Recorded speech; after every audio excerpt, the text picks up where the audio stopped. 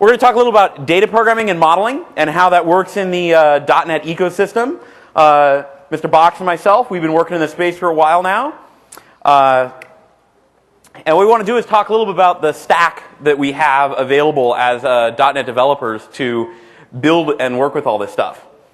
First, kind of a little bit on the modeling side. Let me start at the bottom of our picture here.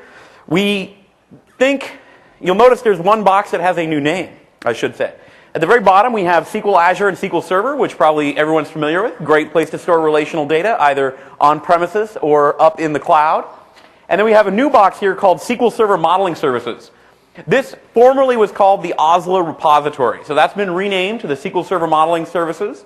And you'll notice that there are two things on this slide still with quotes, M and Quadrant, which also are part of the Oslo wave of features, which have yet not got a name. We know they won't be these names, but they will eventually have a name. We really view modeling as a way of writing things down, a way of capturing intent, and so we see it as a natural evolution of kind of the data stack. You can think about the features in Entity Framework and kind of the ORM as one approach to modeling. You can think about some of the text-based representations we've been doing with M as another type of modeling, and including the OData work of exposing data across the wire is yet another type of modeling. Probably the first, the place we want to start here is really with ADO.NET and the Entity Framework. ADO.NET is primarily about working with relational stores. And there's the system data client, the various pieces like SQL client that you know and love, which provide you access to a streaming set of data from a relational store. On top of that, we build a common metadata model, which is, if you're not familiar with the way Entity Framework works, there's a set of classes in the metadata namespace, which give you access to a metadata workspace that lets you bring together all this information about a model so you can reason about it. Don, you're being awfully quiet. Because you're doing such a good job. Fabulous. I have nothing to add. This is just shocking. On top of this base metadata model, we build the entity client. Now, the entity client is exactly like the SQL client, except it knows about your model that's been described in metadata.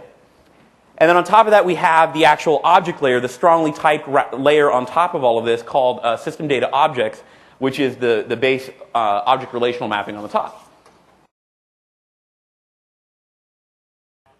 My name is Shyam Pather. With me is the famous Chris Anderson. We work in the data and modeling group at Microsoft, and we are here to talk about the Entity Framework in .NET 4 and beyond. So we got some feedback saying, we sure would like some simpler code. That seems like way too much going on in that file. We just want simple POCO, persistence ignorance classes to work with the same Entity Framework. So let's go look at how that works in .NET 4. So we'll go to our model, and we'll turn off the default code generation. We'll set the code generation strategy to none. When we do that, that code behind file essentially gets emptied out, and we no longer have those classes. So when we go to our program, you'll see a bunch of red squigglies here for the things that are missing. Now let's see if we can try to recreate those classes with less than 370 lines of code. So we'll go in and type a talk class. Let's type a speaker class. And let's do a Model 1 container class. And the speakers and talks, as you know, have just those simple properties. So we'll use the C# automatic properties feature to define the shape of those classes.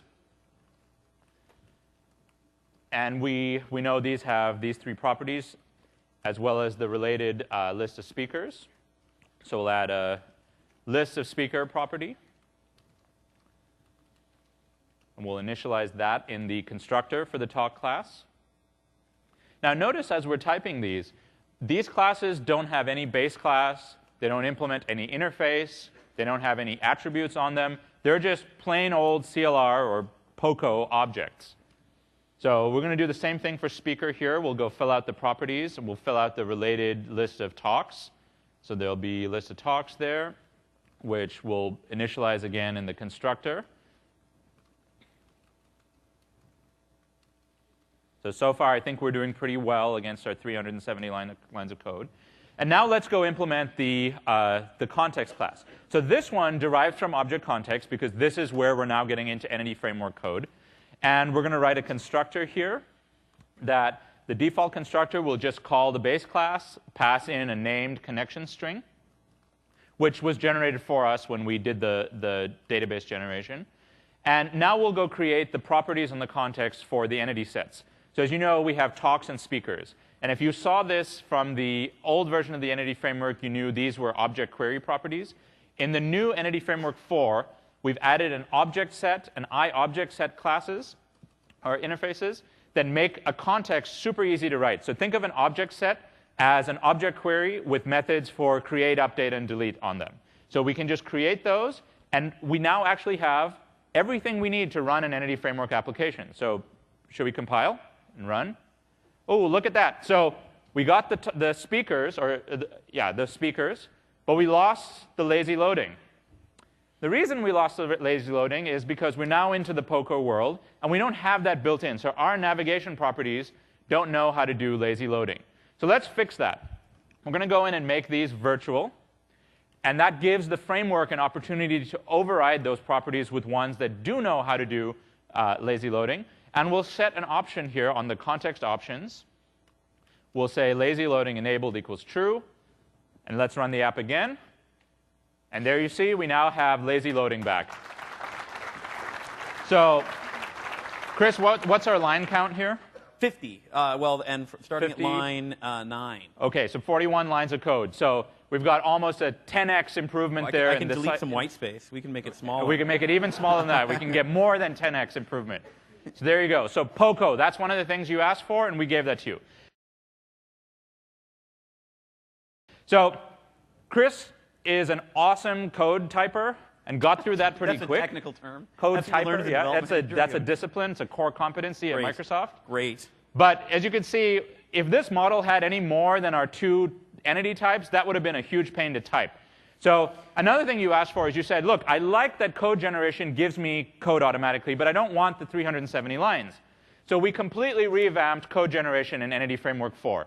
So going back to this model, we have a new code generation system. You'll see there's an item there called Add Code Generation Item, which we'll click. And we're now given a list of templates that we can use to do code generation from that model.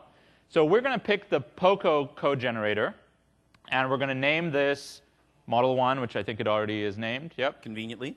It needs to match the name of the EDMX file, and we'll click Add. So this system is based on T4. So T4 is the name of a templating code generation engine, really well integrated with Visual Studio. As you can see, there's 2 TT files that are added to the project when we did that. One that generates the context, another one that generates those types. And Chris, if you would, open up, let's say, speaker.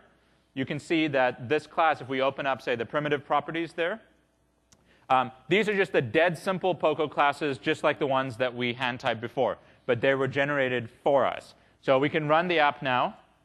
And because, again, everything's virtual here, we'll get the lazy loading as well.